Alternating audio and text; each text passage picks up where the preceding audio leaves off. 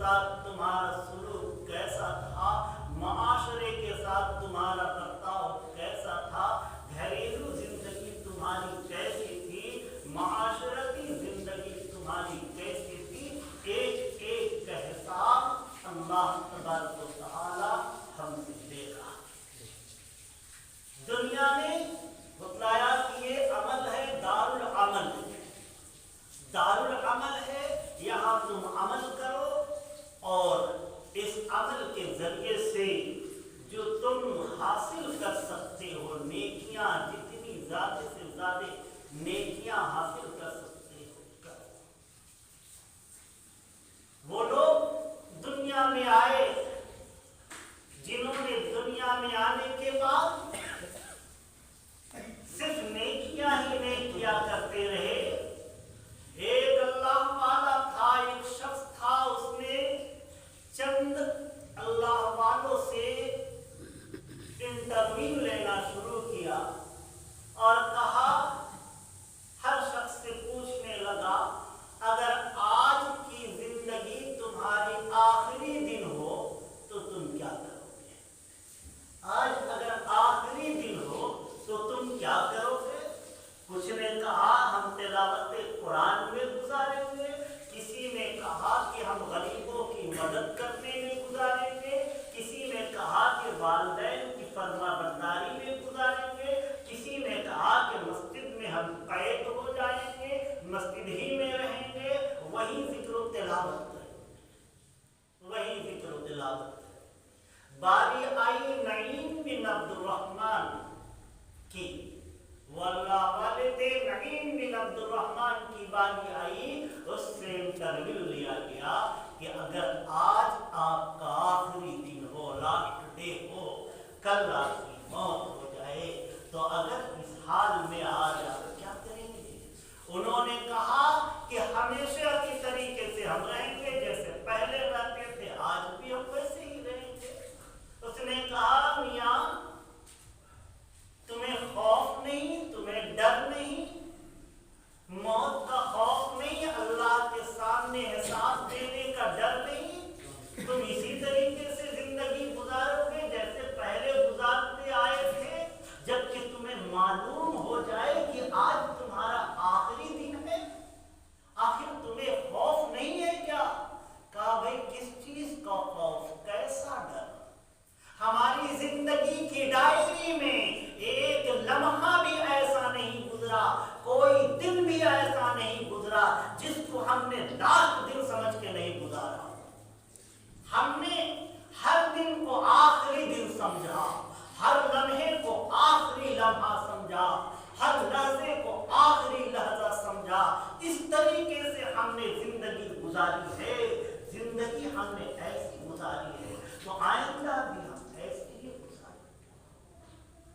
حضرت عمر ابن خطاب رضی اللہ تعالی عنہ فرماتے ہیں کہ جب سے میں ایمان لایا،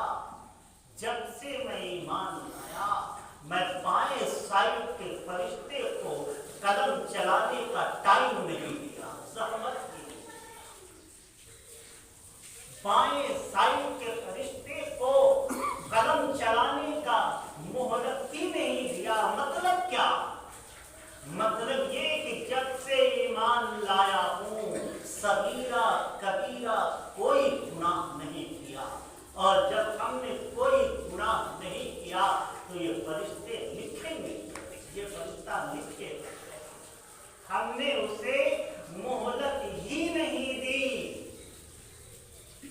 آج ہم رات دن گناہوں میں ڈوبے ہوئے ہیں، رات دن گناہوں میں ڈوبے ہوئے ہیں، اور اب تو ایک شیطان ہمارے ہاتھوں میں آ گیا۔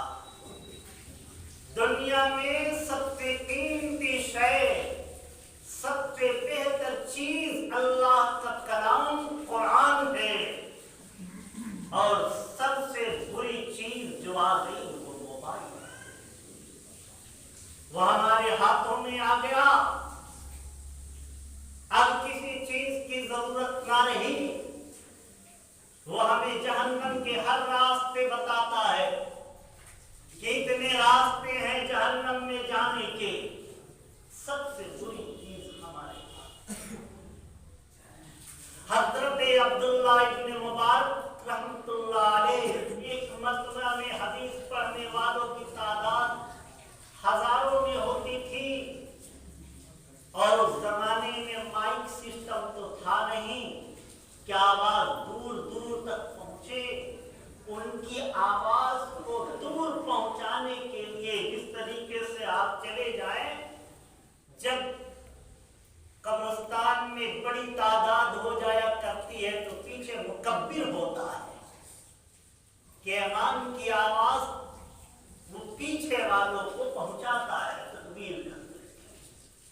तो जमाने में मुकब्बिर हुआ करते थे, हदीस पढ़ाने वाले पढ़ाया करते थे और दूर से सुनने वाला फिर उसी हदीस को पढ़ता था ताकि पीछे वाले सुने। हजरत अब्दुल्ला इब्न मुबारक रहमतुल्लाह अलैह के क्लास में इतने स्टूडेंट हुआ करते थे कि 1200 मुकब्बिर हुआ करते, 1200 मुकब्बिर हुआ करते थे जो अब्दुल्ला इब्न मुबारक की हदीस को रिपीट करते थे पीछे वालों के लिए। उनका जब आखिरी वक्त आया, अपने शागिर्दों से कहा, अपने बच्चों से कहा, लगता है अब हमारी रूह का हमारे जिस्म से रिश्ता टूटने वाला है, इसलिए बिस्तर से तू मुझे नीचे कर। हजरत इस आलम में आप बिस्तर से नीचे क्यों आना चाहते हैं? कहा भाई मेरे पास कोई अमल नहीं, कोई ऐसा अमल नहीं कि मैं बिस्तर में ठाट से मौत के आगोश में जाऊं। जबकि उनकी रातें तहज्जुद से मुज़य्यन थी, उनका मशगला हदीसे नबवी पढ़ाना था, रोजे सदका तमाम उनकी जिंदगी में मौजूद थे। लेकिन कहते हैं कि कुछ पल्ले नहीं है, इसलिए मुझे नीचे उतार दो। लोगों ने नीचे उतार दिया, अपनी मुबारक दाढ़ी को जमीन पे लोट करके रगड़ने लगे और कहा, इलाहुल आलमीन मेरे हाथ में कुछ नहीं, मेरे हाथ में कुछ नहीं है। हाँ, हमने एक हदीस पढ़ी भी है, पढ़ाई भी है कि तू कहता है कि जो जवानी के आलम में मेरे दर पे आएगा और इसी आलम में उसके बुढ़ापे आ जाएगी और चेहरे में सफेद दाढ़ी आ जाएगी, तो मैं उसकी सफेद दाढ़ी से हया करता हूँ। इलाहुल आलमीन मेरे पास सफेद दाढ़ी के अलावा कुछ नहीं। हजरत उमर फारूक रज़ियल्लाहु ताला अन्हु का पेट शाक है, दवा जिस्म में जाता है निकल जाता है। आखिरी वक्त आया, अपने बेटे अब्दुल्ला इब्न उमर के सीने में अपना सर रखे हुए हैं, कहते हैं बेटा लगता है अब मेरी जुदाई का वक्त आ गया है, अब लगता है मैं दुनिया छोड़ने वाला हूँ। बेटा तू मुझे बिस्तर पे जमीन पे लिटा दे, जमीन पे लिटा दे। अब्दुल्ला इब्न उमर ने कहा, अब्बा जान अगर आखिरी वक्त है तो हमारे सीने में अपना दम तोड़ दीजिए। कहा बेटा मैं इस लायक नहीं, उमर इस लायक नहीं कि सीने में आराम से जान दे, जमीन में हमें लिटा दे। मैं तड़पता रहूं ताकि अल्लाह तबारक व तआला हमारे तड़पने को देख करके अल्लाह को मुझ पर रहम आ जाए। आज हम इस आलम में जिंदगी गुजारते हैं जैसे हमें दुनिया से जाना है। इलाहुल आलमीन ने फरमाया, इज़ा बलगतिल हुल्क़ूम,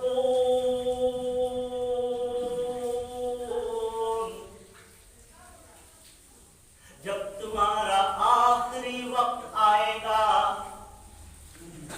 मैं रूह तुम्हारे कदमों से निकालना शुरू करूंगा, फरिश्तों को भेजूंगा, मेरा ऑर्डर विड्रॉ होगा।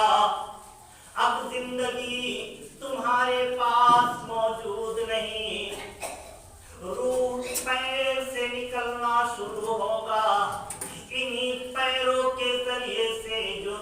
پھرکا کرتے تھے، انہی پیروں کے ذریعے سے جو معصیات کے لیے سفر کیا کرتے تھے، انہی پیروں کے ذریعے سے جو تم گناہ کے راستے میں چلا کرتے تھے، پہلے ان پیروں سے جان نکال لی جائے گی۔ فرمایا یا ایھا الانسان ما غرک بربک الکریم الذی خلقک فسواک فعدلک۔ تمہیں کس چیز نے دھوکے میں ڈال دیا؟ ما غرک بربک الکریم، تمہارا رب تو کرم والا ہے، تمہارا رب تو کریم ہے۔ اے انسان، تمہیں کس چیز نے دھوکے میں ڈال دیا؟ الذی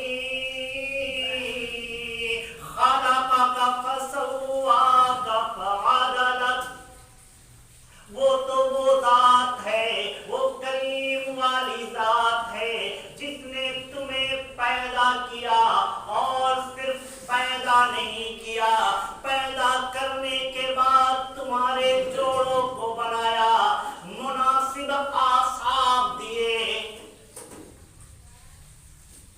دنیا میں کوئی آرٹیکل جب کوئی اسکیننگ کرتا ہے، جب کوئی چیز بناتا ہے، سب سے پہلے وہ سخت چیز کو تلاش کرتا ہے۔ اللہ تبارک و تعالی نے ہمارے بنانے کے لیے سخت چیز کا انتخاب نہیں کیا۔ دنیا میں جب کوئی آرٹیکل، جب کوئی چیز بناتا ہے، روشنی میں بناتا ہے۔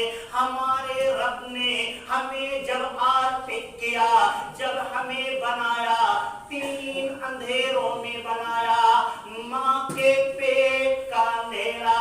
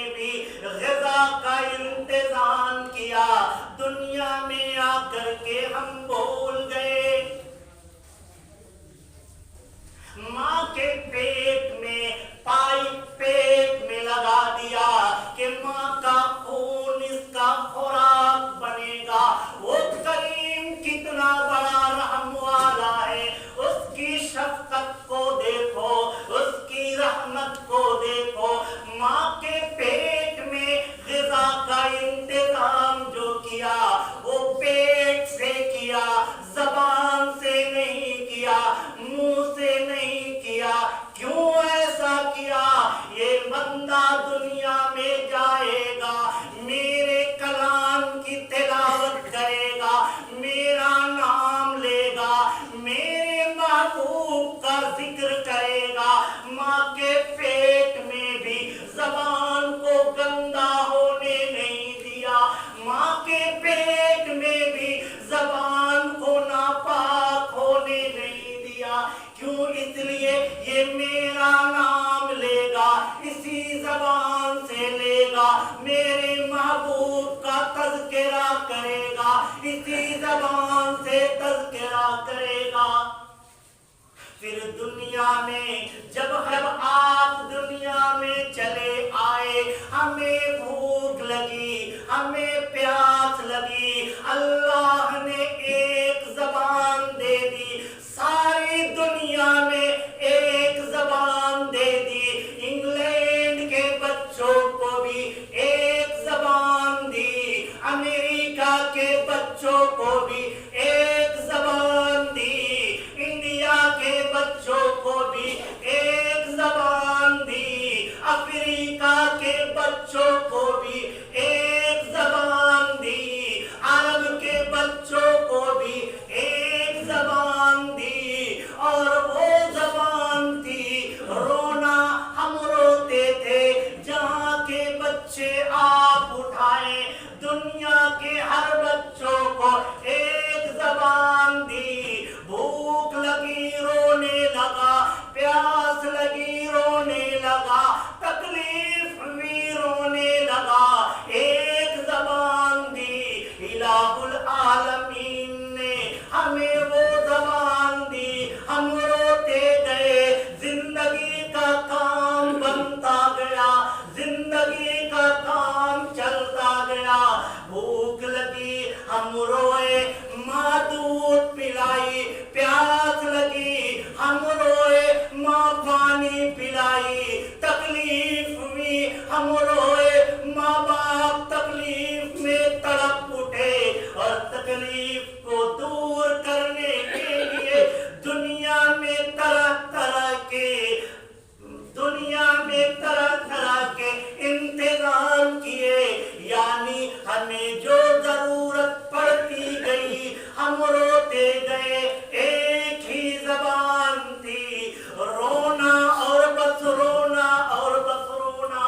الہ العالمین نے فرمایا یہ زبان میں صرف بچپن میں نہیں دیا، یہ زبان میں تمہیں زندگی کے ہر لمحات میں دیتا ہوں، تم روتے جاؤ، تمہارا کام بنتا جائے گا، تم ہمارے سامنے روتے جاؤ، تمہارا کام بنتا جائے گا، لیکن ہمارا یہ معاملہ ہے ساری دنیا کے سامنے روتے ہیں، اپنے مالک کے سامنے ہمیں رونا نہیں آتا۔ ایک صحابی رسول ہیں، وہ رات کے اندھیرے میں روتے، رسول اللہ صلی اللہ علیہ وسلم صبح میں فرماتے ہیں، صحابی رسول سے کہ تم نے اتنا رویا، من الذی اخبرک یا رسول اللہ، آپ کو کس نے اطلاع دے دی، آپ کو کون خبر پہنچا دیا؟ میں تو اکیلے رو رہا تھا، میری بیوی بچے کو بھی معلوم نہ تھا۔ آقا صلی اللہ علیہ وسلم نے فرمایا وہی ذات ہمیں خبر پہنچائی جس کے لیے تو رو رہا تھا، جس کے سامنے تو آنسو بہا رہا تھا، اور آج ہم رونا چھوڑ دیے، دنیا کے پیچھے ایسے بھاگ رہے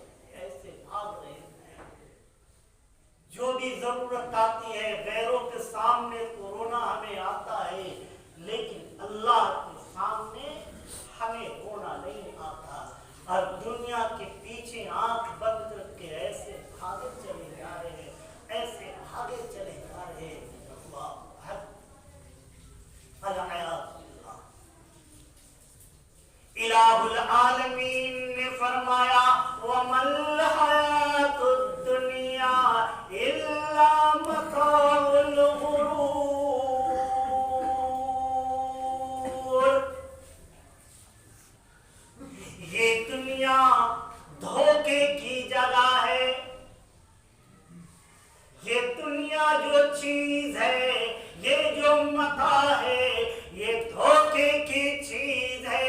हजरत अस्मई इमामुल लुगात हैं, जिन्होंने कहा कि हमें मता का ठेठ तर्जमा मालूम न था, हमें दो चीजों का ठेठ तर्जमा मालूम नहीं था।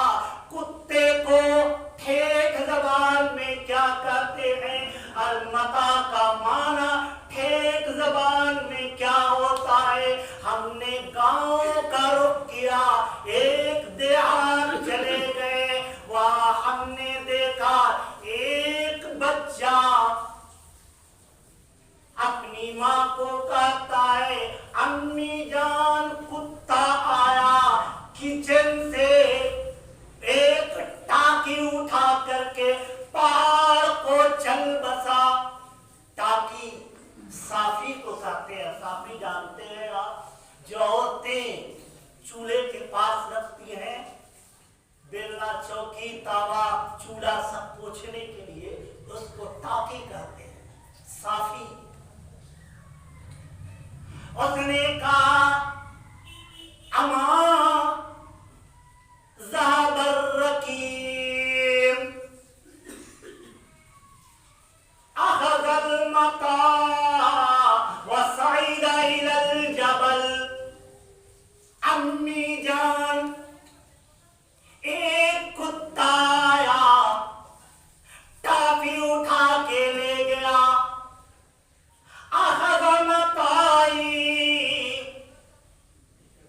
मेरा वो साफी उठा के ले गया, वह सईदा इलल जबल, और पहाड़ के तरफ चल बसा।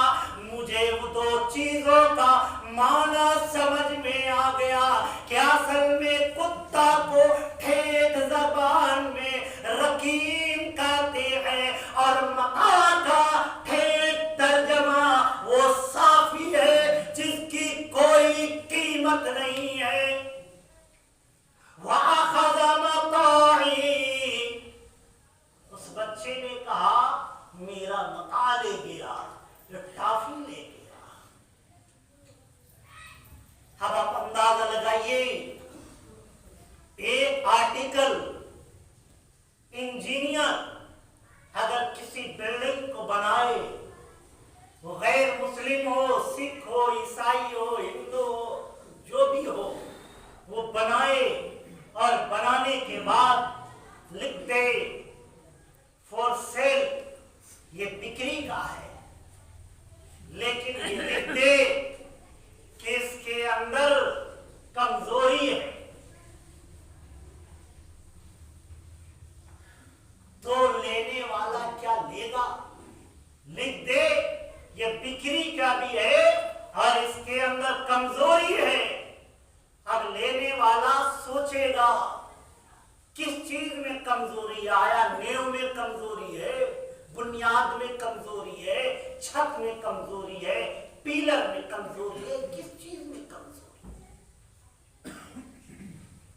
लेने वाला, जबकि बोलने वाला एक इंसान है, गैर मुस्लिम है, लेकिन लेने वाला फिर भी नहीं लेगा, क्योंकि बनाने वाले ने कह दिया कि इसके अंदर कमजोरी है। जिसने उस मकान को बनाया उसने कह दिया कि इसके अंदर कमजोरी है, लेने वाला नहीं लेगा, नहीं लेगा।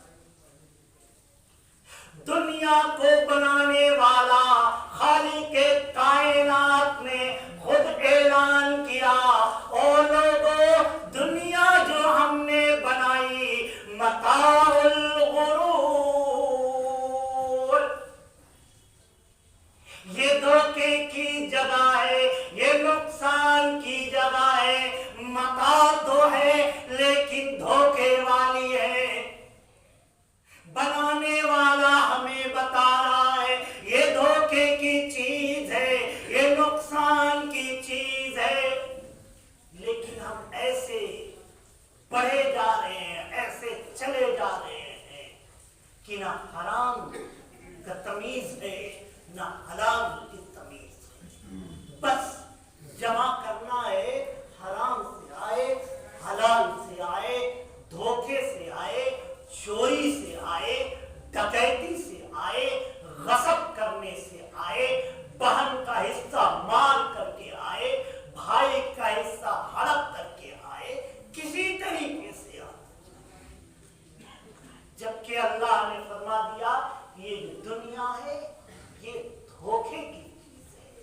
اللہ تبارک و تعالی ہمیں سننے سے زیادہ سمجھنے اور عمل کرنے کی